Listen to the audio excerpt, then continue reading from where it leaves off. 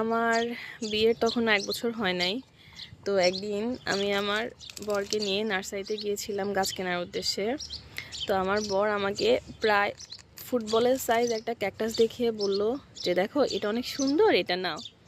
তো আমি তো ধারণা করতে পারছিলাম যে এটার দাম কত হতে পারে। তো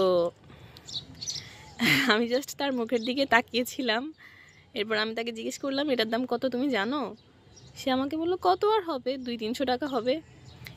এরপর তার এই মুখের কথা শুনে তো আমি একেবারেই চুপ, আমার মুখ দিয়ে আর একটাও শব্দ বের হচ্ছিল না। তো তারপর সে নার্সারির যে মালিক ওনাকে ডেকে জিজ্ঞেস করছিলেন যে ভাই এটা কত? তখন লোকটা বললো যে এটার দাম 7,500 টাকা। এই কথা শুনে আমার বরের মুখে আর কোনো কথা নাই, সেও চুপ, আমিও চুপ। তারপর আর কি করব, তারপর কয়েকটা নয়নতারা আর একটা শিউলি ফুলের গাছ কিনে নার্সারি থেকে বের হয়ে গেলাম।